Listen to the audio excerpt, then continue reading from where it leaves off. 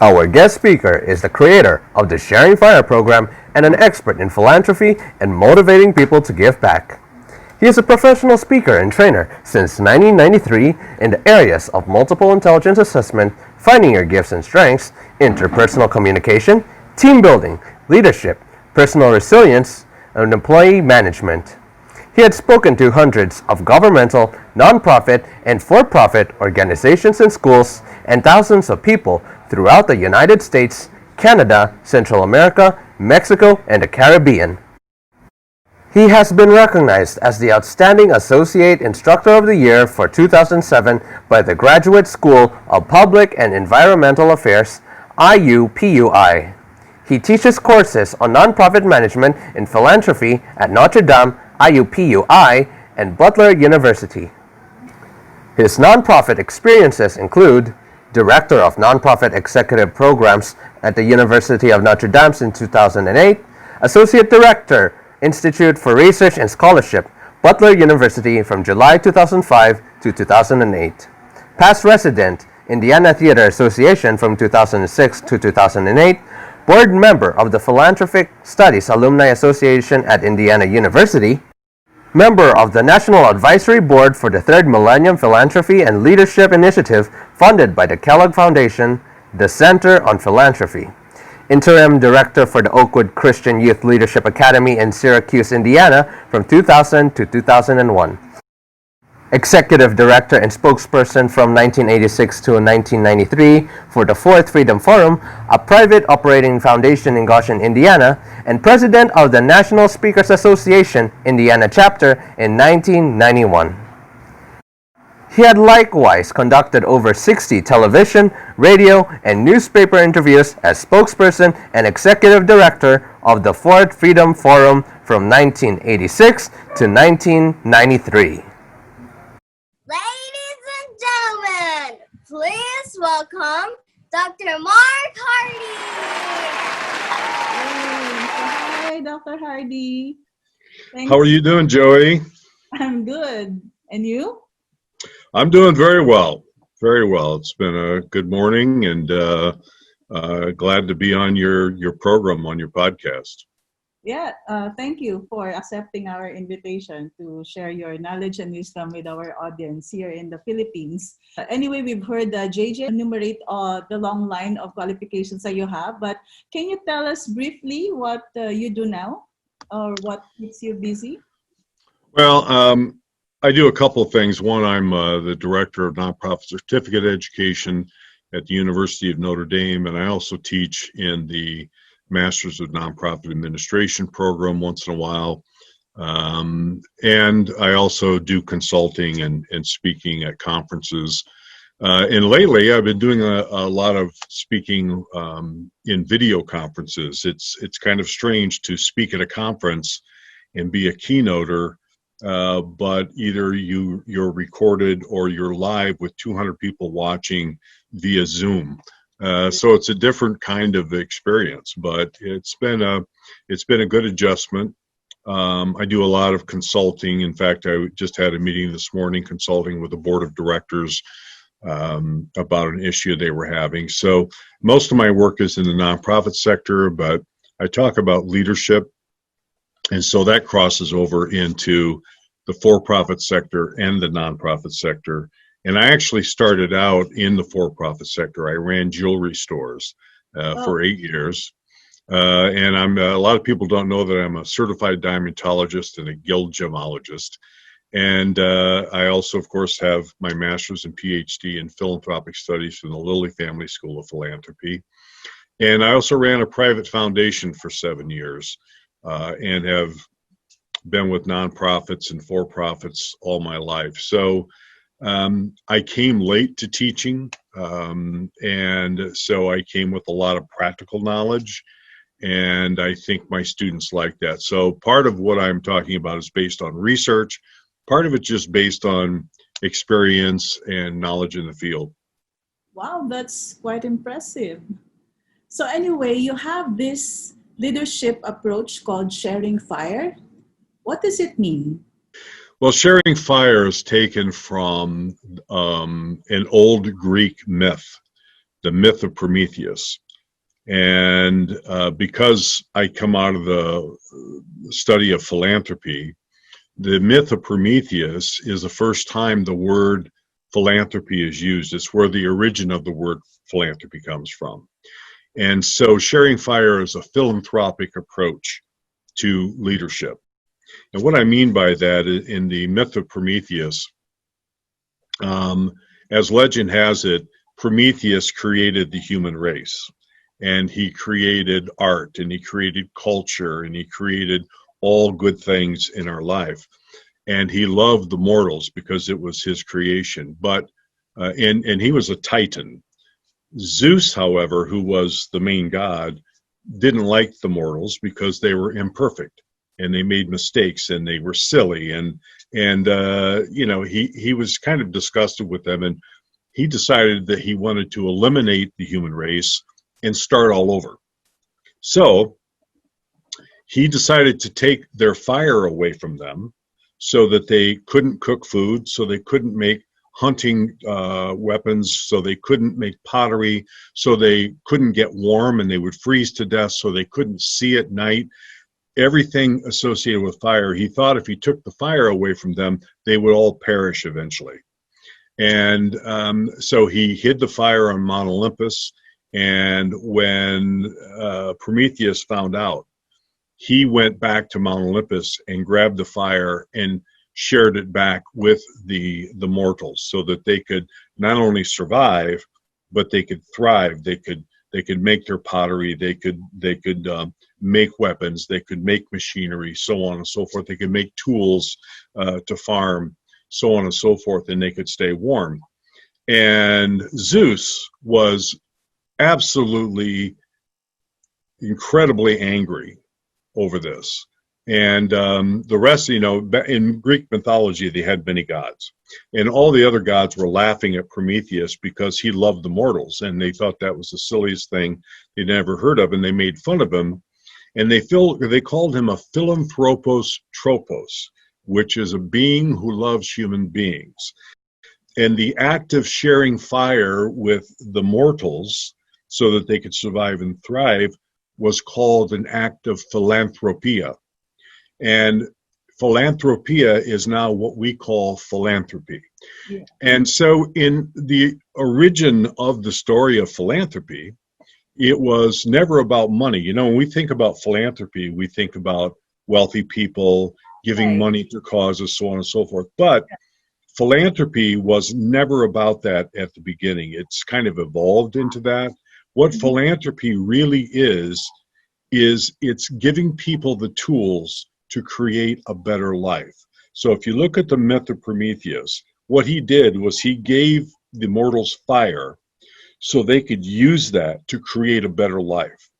Yeah. So my approach to leadership is called sharing fire, because it's about us as leaders giving people who follow us and giving people who we are colleagues with, giving everyone in our life the tools to create a better life, whether that's through education, support, encouragement, advancement, whatever it takes. And sometimes that's money, but the fact is that the biggest influence we have in our life is not money, it's people. Right. And I know you're a big Tony Robbins fan, and you know the influence he's had on people's lives, and people will tell you, you know, that this, if it wasn't for this person, I wouldn't be the person I am today, or if it wasn't for that person. And so what I ask people to do when we're doing leadership programs is I ask them to identify one person who they could point to, and there may be more than one, but just identify one that you can point to and say, if it wasn't for that person, I would not be the person I am today. They have had such a positive influence on my life. Preferably, I like it to be someone who is not a parent, because I think parents do that anyway. But this is an act of philanthropy on the part of someone else. Wow, I've never heard this concept before. This is a totally different perspective of philanthropy is. And it totally makes sense, especially the part when you said that us making a difference in someone else's life is already a philanthropic act, right? Why did you develop Sharing Fire? This kind of approach to leadership? Well, as you can tell from my gray hair, I've been around the block a few times. And I've dealt with a lot of different leaders, and I've been a leader in many organizations. And what I found over time is that the most effective leaders have certain qualities that lend themselves to the Sharing Fire concept. And in fact, if you look at the most powerful leaders in the world, they were very giving people. They sacrificed. They believed in the people that led them. Narcissism does not work in leadership, except for people who don't want to think, quite frankly. But most of us, we want to be creative. We want to go to work or whatever we do in our career. We want to create. We want to be part of making the world a better place. And we want to work with people that we trust and we know that they have our best interest in mind. So what I realized at a very young age was kind of an important secret to life. My father, let me tell you, can I tell you a little story? Sure, please. Okay. This is what I call the tale of two fathers. And it's about my father and my grandfather on my mother's side. My grandfather on my mother's side lived to be 97 years old. And only two people showed up at his grave when he passed away. And the reason for that is he spent all of his life not giving to others, hoarding his money. His goal was to be a millionaire when he died. And when he died, he didn't have any friends left. He had estranged his family, and he was $600,000 short of $1 million. So he never made his $1 million goal, but he lived a miserable life in order to get that, right? Yeah. But in the end, the stories people told about him were not good stories, right? It wasn't about a loving, caring person. And when we die, that's what all that's left of us is what people or the stories that people tell about us, right? As people and as leaders. Yes. My father, on the other hand, was an incredible leader. And he, I remember one particular time, I was 15 years old, and he was the operational manager for a very large department store. And the people there loved him. And this particular company decided to build another store next door that was a furniture store, but it was a new concept, and it was done by rooms, and it was all decorated and all that. Well, my father, asked if he could run the store, and they said no. They gave it to this other guy who was basically a really good carpet salesman, but he didn't have much way of leadership. So they created the store, and about 3 days before the grand opening, a lot of the people that worked there also worked for my dad because they just switched stores. And 3 days before the grand opening, they all decided that they were going to walk out because they hated the manager, the leader. And so the corporation came to my dad and said, "We are in trouble. They're going to walk out, and can you help us? We've got a grand opening in 3 days, and nothing's been done." And so my dad said, "Well, I'll help you on two conditions. Number one, you fire the guy that's there now and get rid of him. And number two, you leave me alone, and I'll get it done." And so they agreed to it. And I remember going into the room with all of these people who were very upset. And my dad said, "I'll tell you what, if we have 48 hours to get this store in top shape, we're going to have to work 48 hours straight. If we get it done, I will throw you the biggest pizza party you've ever seen in your life." And the group kind of looked at each other and said, "Okay, let's do it." And in 48 hours, this place was done. And the mayor was there and all that. Well, the point of the story is, after they opened, and I'm standing there with my dad, I said, "Okay, you need to explain something to me. You mean to tell me that these people worked 48 hours straight for you for a pizza party? There wasn't even any beer at the pizza party, right? And he laughs. He said, no. He said they didn't do it for the pizza. He said they did it because they know me and I know them.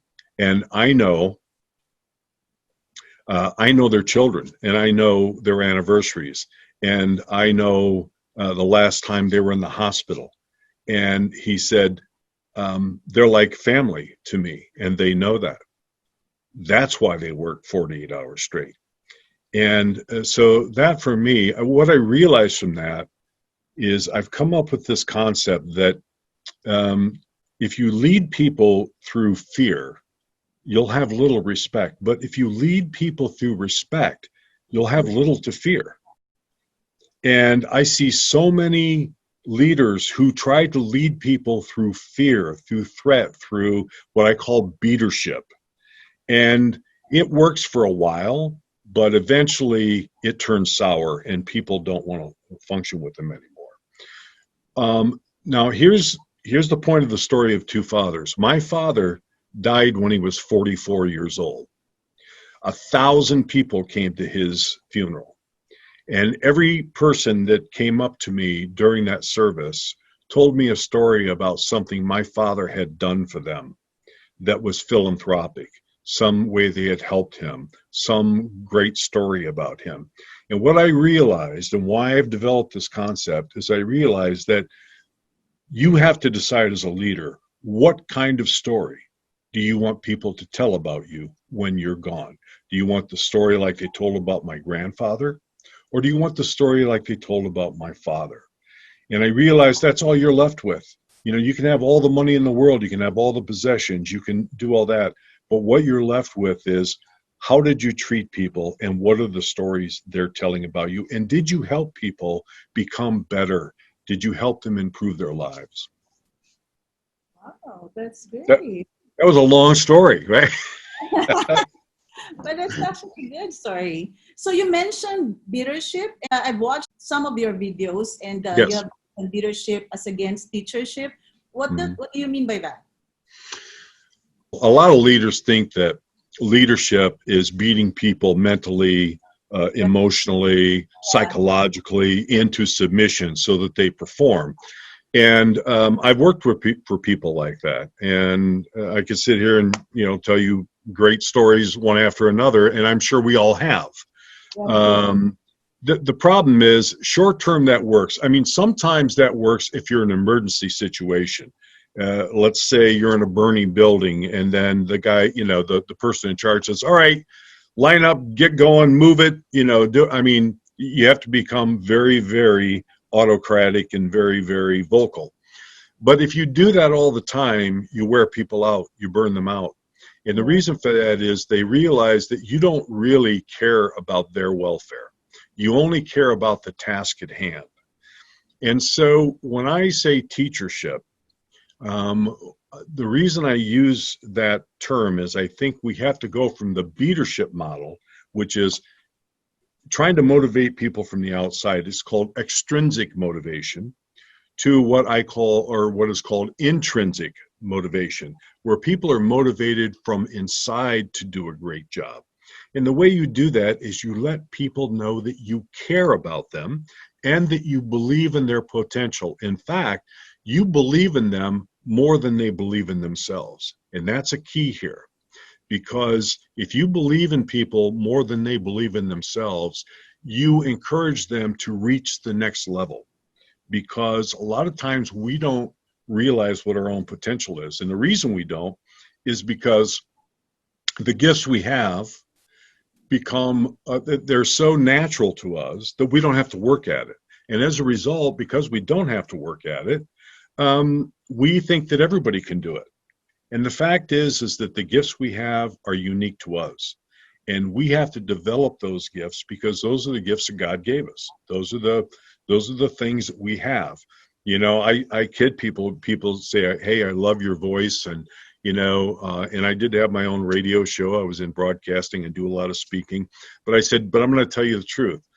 All the time growing up, I wanted, I'm only, 5'7". So all the time growing up, I wanted to be 6'6" so I could play basketball, and I wanted a tenor voice so I could sing rock and roll songs, right?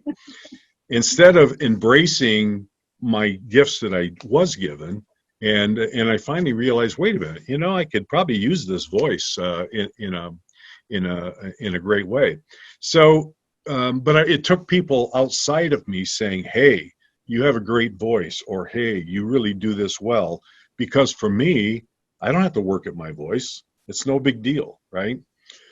So I think it's really important that leaders recognize the gifts in others and recognize their potential and push people to that. So if you think about teachers do that.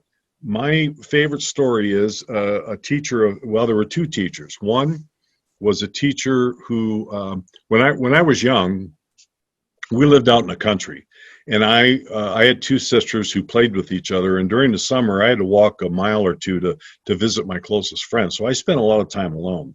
And right before my 5th grade year, I decided that I was going to write, or I was going to read the entire encyclopedia, because my father sold encyclopedias. That was one of his jobs. And so we had the World Book Encyclopedia, and I read it. I only got halfway through, but I got to tell you, by the time I got halfway through that summer, I had a pretty good vocabulary, and I knew how to write a story, and I loved to write. So when I got into 5th grade, I was assigned a story, and I wrote the story. I spent all week on it, really refined it, and I handed it in. And the teacher called me after class, after he had graded it, and he accused me of having someone else write the paper. And I said, "No, I wrote the paper." And he said, "No, you're lying." And he gave me an F on it and I said, "What? Why do you think somebody else wrote it?" And he said, "Well, because nobody in the 5th grade knows how to use the word whom correctly in a sentence. And so obviously somebody else wrote this for you." And I have to tell you, I was devastated because I was so proud of that story. And he accused me of lying. He told my parents that he thought I was lying. And so from that day forward, I decided that I wasn't going to show off anymore. I was going to kind of fly under the radar. I was going to not do top work. And I did that for about 3 years. And then finally, in 8th grade, I got a teacher by the name of Dottie Heminger. And this is where the teachership thing comes in.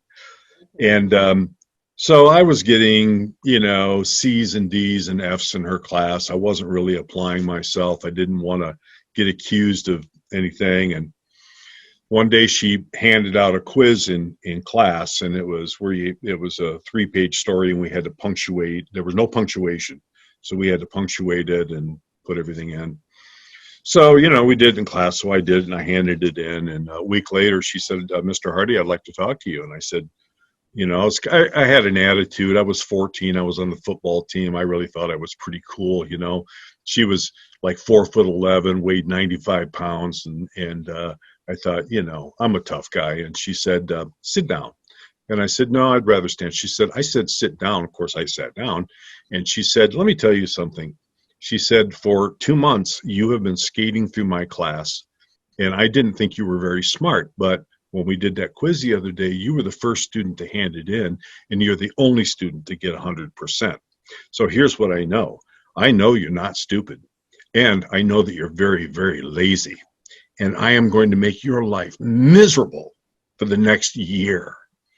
And man, whew, did she. So, she made me write poetry. She made me edit the school newspaper. She made me do a play. She forced me to do all kinds of things because she saw the potential. And as a teacher, seeing the potential, letting the student know that you care about them, that you have their best interest in mind, is how you get people to develop into the kinds of people that they have a potential to be. And so as leaders, that's why I use the term teachership. We have to look at leadership as a teacher looks at their students, right? And whether that's colleagues, whether it's people that work for us, even people above us, right? So if we go in there with a mindset of, I'm going to look for potential, and I'm going to help people develop their potential. I'm going to challenge them, and I'm going to let them know that I care about them. You give them intrinsic motivation. They want to work harder because they know that you have their best interest in mind. Leadership, on the other hand, is all about the leader. It's all about, the leader taking credit for accomplishing a task, whereas teachership is about helping people help you accomplish the task while they are also growing as individuals. Wow. So it's just like the distinction between a boss and a leader, right? Yes. Yeah. I mean, anybody can be a boss, right? I mean, I don't know if your kids have ever said this to you. My kids used to say, "You're not the boss of me," right? Well, that's because we get pretty bossy with our kids, right? But there is a difference between being a boss and a leader. And in most leaders that I know that were very, very effective, oftentimes you wouldn't even know they were the boss, right? Yeah. Because they were so, probably the best leader I ever worked for was a man. I met him when he was in his 70s. I ran a foundation for him. Very quiet man. He wasn't a great communicator in crowds, but one-on-one, he really knew how to talk to people. He believed in people, and he believed that people basically live up to the expectation that you have for them. So if you have low expectations, that's what you're going to get. If you have high expectations, that's what you're going to get. And he felt that if people failed, it was his fault, not theirs. That he didn't give them enough support. He didn't give them, whatever they needed to succeed. Those leaders are rare. And I think that's a leadership model that works most effectively. What, in your opinion, are the main principles or values of sharing fire? First of all, I think you have to ask yourself the question, how do I want to be remembered as a leader? How do I want to be talked about? And when you decide that, then that pretty much determines your actions from there, right? So, I mean, not everybody wants to do the sharing fire concept. Why? Well, it takes a lot more energy and it's harder, quite frankly. It's harder to care about the people that work for you than to not care about them, right? It's harder to get to know their families. It's harder to recognize their potential. I mean, let's face it. How many people do you know that walk around and give people words of encouragement? Not a lot. Not enough, right? I mean, I ask people this when I do seminars. I say, okay, I want to know how many people in this audience get way too much encouragement. I mean, it gets sickening. You come home and your spouse says, "Oh, you are the most wonderful, husband or wife," and your kids are like, "Oh, you're the greatest mother or father," and then you go to work and your boss is like, "Oh, we are so glad you are here. You are, such a phenomenal employee." How many of you get too much of that? Well, nobody, of course, raises their hand, right? Because none of us get enough encouragement.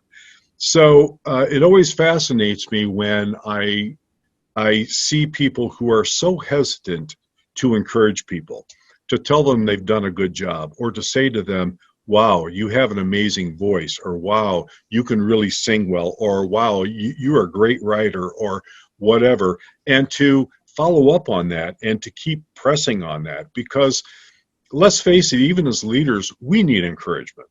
That's true. I had a boss that not too long ago, he's retired now, but anyway, he had a really hard time giving a compliment. And if he did, it was always a compliment and then a negative comment, right? So it kind of washed out the compliment. And I thought, what is it with this guy that he can't just give a compliment and leave it there? And so what I started doing was I started complimenting him on some of the things he did that I thought were good. And amazingly, he started changing. He started giving me compliments back, and he started doing that with other people. And what struck me was he came from a culture where you didn't give people too many compliments in case they would get a big head. You didn't want them to get too important. You didn't want, the fact is that most of us don't have that problem. All right. And if we have that problem, we have it whether we get compliments. So you're either a narcissist or you're not. Okay. But I think most people, they don't want just, silly compliments. They want compliments that are really meaningful. Yeah. Like if you said to me, wow, I love, the way you sing, I'd know you were lying to me. Okay. So don't tell me that. People ask me all the time, oh, I love your voice. Will you, go on my show or whatever. The few times I have sung, nobody has ever said, oh, Mark, will you sing that again? No, I know better. Okay. So anyway, I think that people do appreciate genuine compliments, especially when they have been told by other people that they have a particular talent or gift. And I think as leaders, that's really one of the most important things we can do. So as far as principals, we have to let people know that we care about them. That's the most important, that we have their best interest in mind. Second thing is we have to believe in them more than they believe in themselves. That's important. Most of us have a lower belief in ourselves than we would like to admit to. And even your top leaders have their own insecurities. So letting people know that you believe in them and that you know that they can accomplish certain things is extremely important. And I think finally, you have to recognize people's gifts and talents. You have to develop the ability to do that. And some people can naturally do that. I think I probably have that talent where I can look at somebody and just from their actions and the way they interact and their work, kind of know where their strengths are. Or, you can give them an assessment. There's the Strengths Finder 2.0, which I think you're familiar with, right? There's now a new one called Leadership Strengths Finder. There are all kinds of assessment tools out there. There's the DISC analysis, there's a Myers-Briggs, all that stuff. I think all of those tools are wonderful tools to use as a leader with the people that you're working with, not just with the people that are under you, but the people who are beside you, because it helps you know how to interact with them and it helps you know what their strengths are. I think the other thing about a sharing fire leader is that they understand what their strengths are, and most importantly, they understand what their weaknesses are. And they find people who are strong where they are not, and they bring them in on their team, and they use them as resources, and they respect those differences.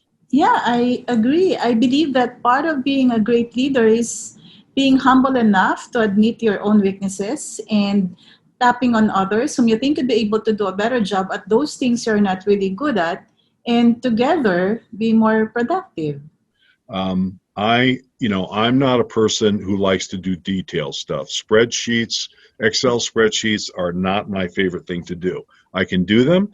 I'm pretty good at them. I don't enjoy them at all. So it's important for me to find people who are going to work with me who love to do the detail work, who love to do the spreadsheets, so that we can work together. My last assistant, she hated to speak. She didn't like getting up in front of people. She didn't like thinking big picture. She loved to sit down and make sure all the numbers were in line. She loved to do the contact stuff. And so we had a wonderful professional relationship. But you have to find those people, and you have to respect what they're good at. So, these principles of sharing fire, are these just based on your opinion, or is there like a research? Well, part of it is based on my opinion and my experience, because you can come up with all kinds of theories, but if they don't work in real life, then they're worthless.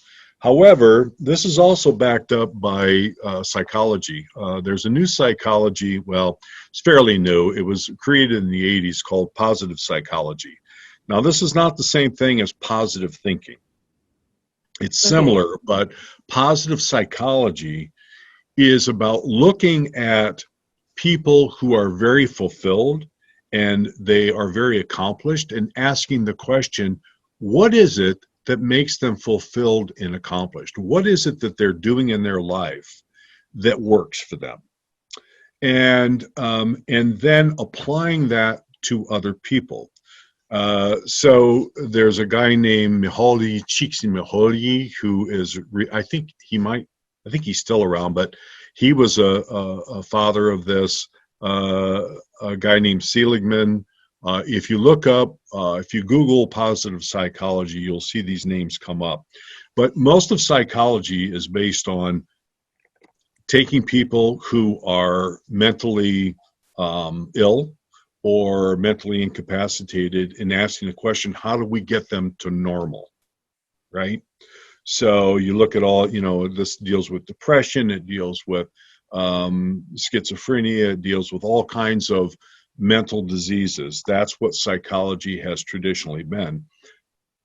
Positive psychology is about, we want to take people who are in the normal mode and we want to take them to the fulfilled mode. We want to take them to the next level.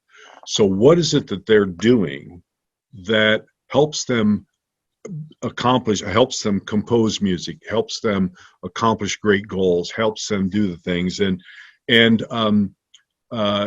so that's really what the study of this is. And what they found is that when you use positive psychology in the workplace, the effect of that is tremendous.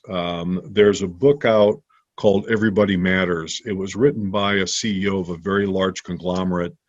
And he used to be kind of the beatership kind of guy, right? He used to buy up companies and dismantle them and lay off people, and that's how he made his money. And then he realized that doesn't work. There's got to be a better way. So he did a total turnaround, and now he treats his people like they are family, and he develops them, and he has a leadership university within his company. And he has people that were employees who teach there, he's made this entire turnaround. So my recommendation, if you want a great book about this, get the book Everybody Matters by a guy named Bob Chapman. But there's also another book out called Firms of Endearment.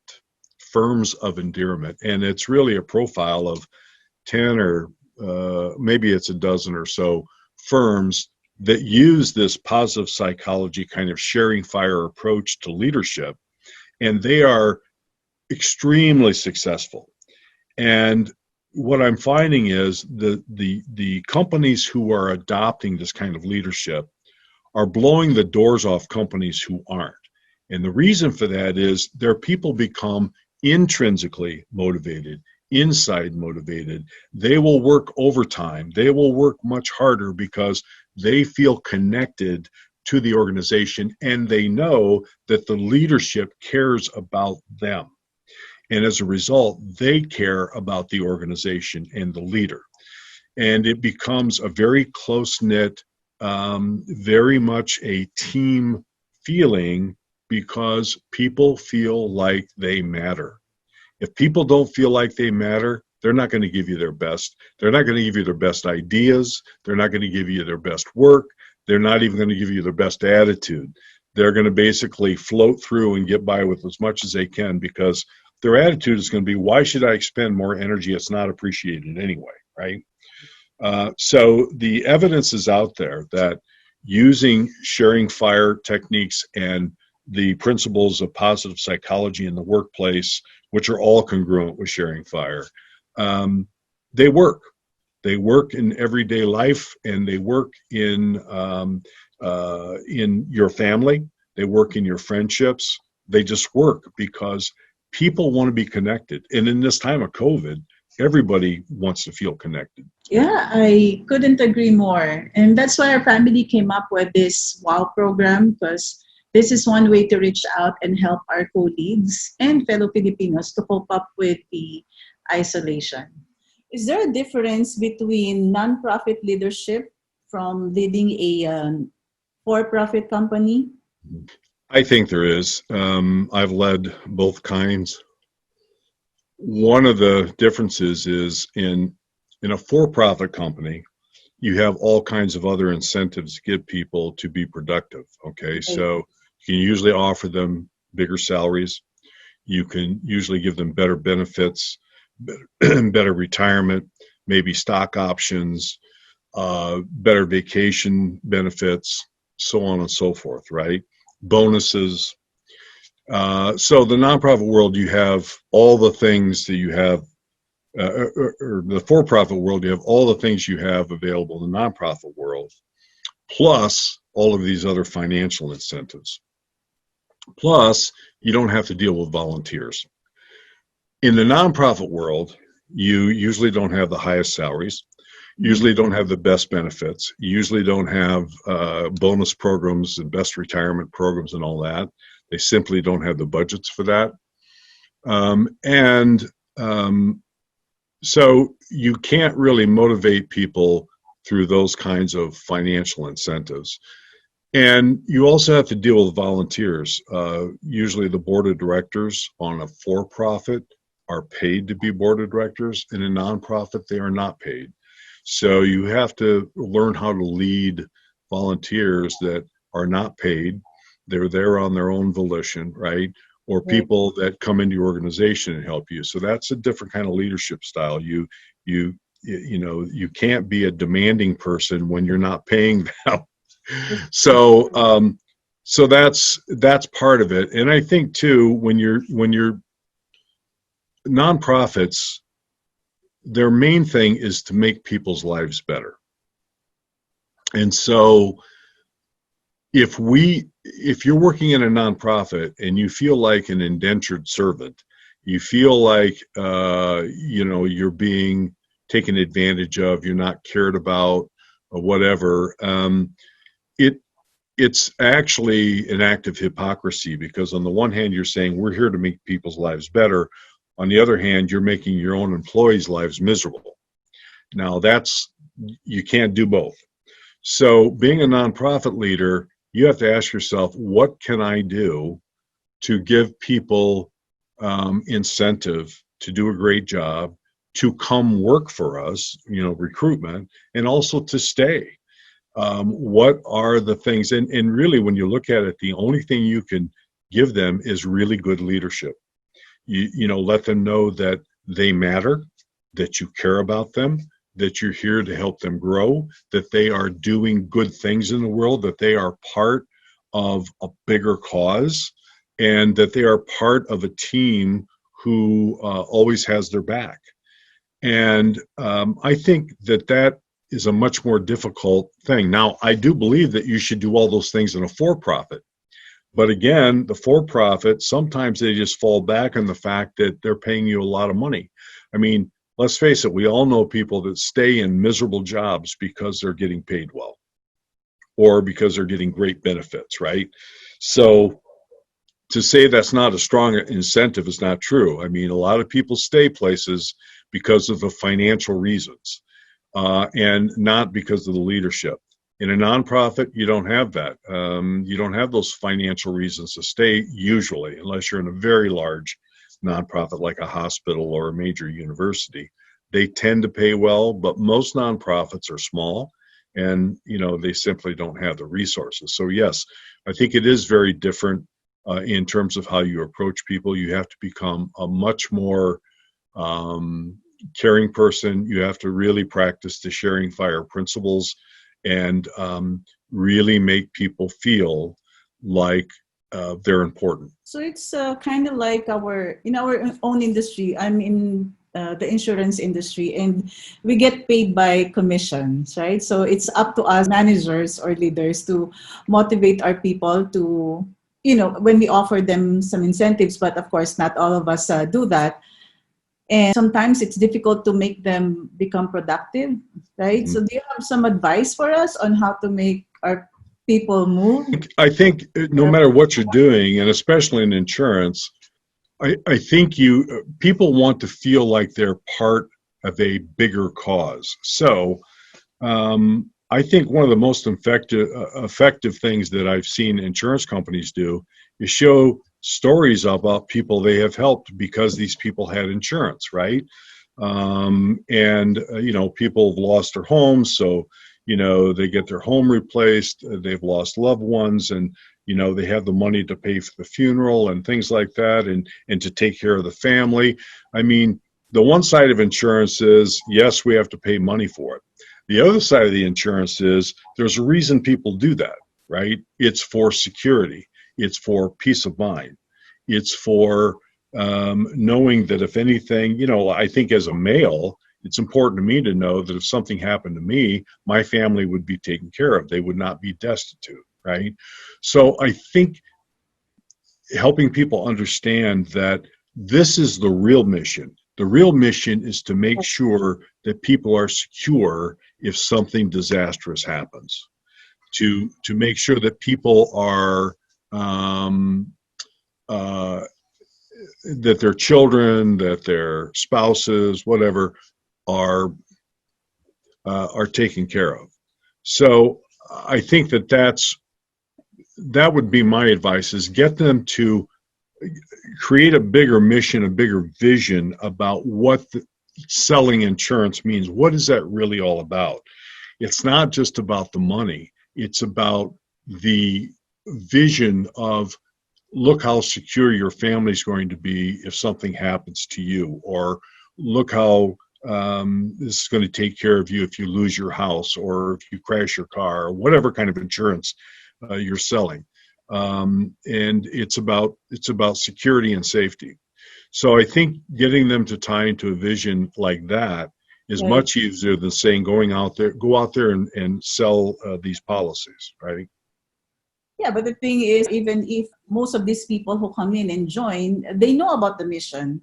But the thing is, there are, of course, different types of leaders in organizations, and people still, leave. Why? Because of what you have just shared. There are bosses and there are leaders. And again, Right. blame these people of leaving you if you're not really the type of person who could motivate them to really embrace the mission, right? So yeah, it happens in our industry. So that's why I think your principles in sharing fire are very important, right? To be applied even in our organization. Yeah, and I think they're even more important in a commission kind of situation, because you're not offering them financial security, right? Right. You don't have that incentive to keep them. So if you're doing the leadership role in that kind of situation, you're going to have a lot of turnover, because people are going to say, I can go anywhere and make money.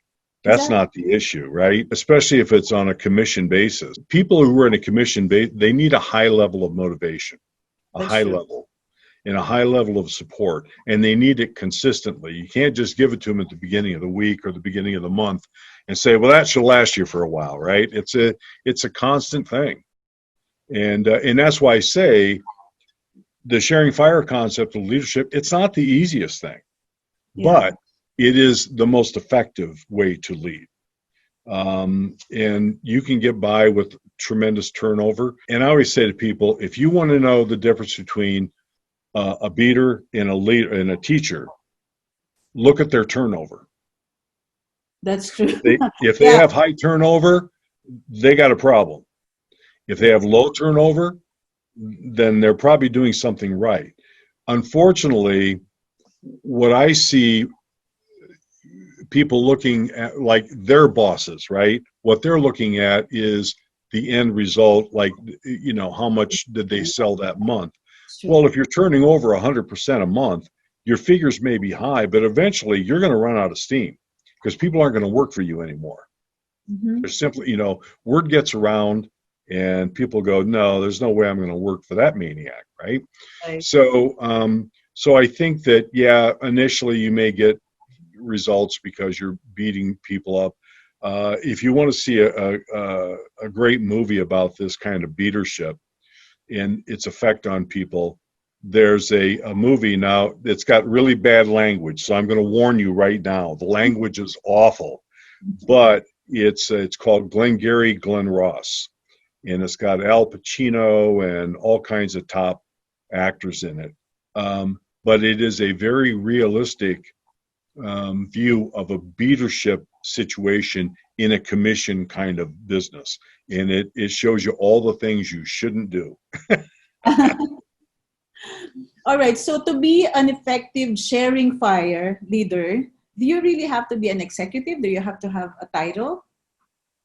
No, I mean, a Any lot of in the people sharing who fire? are great leaders have been friends, been mentors, been colleagues. I think it's a matter of you have to be a person of integrity, and you have to do what you say and say what you do. You have to Right. care about people. You need to have a unified vision. You need to motivate people through a vision that is greater than just what the immediate, let's get this task done. Um, and I think you have to recognize people's gifts. And it's fascinating if you really want to kind of play with this. Um, Compliment people on things that they're doing. Perfect strangers, they're going to look at you weird, like you're not quite right, because they're not used to this. I remember one time I was at a restaurant. There was a family there, and they had 4 or 5 children, and they were really well behaved, and they had really good manners. And which is, it's rare when you got a bunch of kids. Usually they get a little crazy at the when they're out to eat. And I walked up to the parents and I said, I just want to compliment you on your parenting. These children are so well behaved. It's really refreshing to see this. And they looked at me like I was an alien. They looked at me like, who is this guy, right? And then finally they went, oh, well, thank you. And I said, you're welcome. And I walked away. And it struck me, no one has probably ever said that to them. And so Right. people are not used to being complimented. People are used, I mean, especially in today's world, everybody's mad at everybody else. You know, let's bring a little light in this world and let people know, just randomly tell them, listen, you're really good at this, or I appreciate that, or whatever. And you will see a tremendous amount of change in the people you work with, within your family, within your work. Right. It'd be nice to hear compliments. But I think as leaders, we should be the ones to initiate so that others will just follow our lead, right? Okay, so I think you've already answered all my questions, but do you have any last message or advice to our viewers? Probably the only thing I haven't said so far is to remember that nobody is a self-made man or woman. Everybody has help getting through this life and getting to the next level. So it may be you helping someone this time, and maybe somebody helping you next time. But there is no such thing as a self-made man or woman. It takes a community. If you're a business person, you got to have people to sell to. You got to have people who buy your product. You've got to have a supportive family. You've got to have a supportive team. It takes a village to become successful. So remembering that as a sharing fire leader is important, because I think sometimes we think that by our sheer will and our sheer personality that we can make it on our own. Simply is not true. It's never been true. And anybody who says they are self-made, they're delusional. Nobody is self-made. Somebody has helped you along the way, or you're being helped by systems. We can't drive from point A to point B if somebody hadn't built those roads, if somebody had not created your car. Right. You can't fly if you didn't have somebody designing and building your airplane. Other people help you get to where you're going. So we have to have a sense of humility about that, and to understand that we are only part of a greater universe, and we need to appreciate and care about people within our circle of influence in our sphere. Okay, thank you, Dr. Hardy, for sharing with us your concept of leadership through sharing fire, what it means, where it originated from, and how we'd be able to utilize that to have a better working environment, better relationships, not just with our colleagues, but to everyone else. So once again, thank you for sharing with us your expertise and knowledge. You're welcome. And if they want to contact me, they can go to sharingfire.com, or they Right. can email me at drmark@sharingfire.com. And they can even connect with you on LinkedIn, right? Yes, absolutely. I'm on LinkedIn as well. All right. So once again, thank you, and God bless you. God bless you. You have a great day. You too. Bye-bye.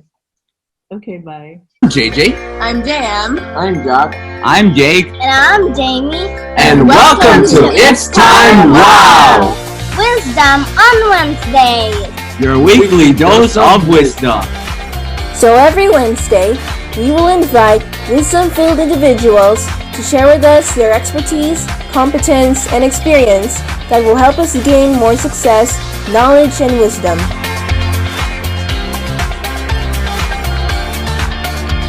So get your fill of wisdom every Wednesday.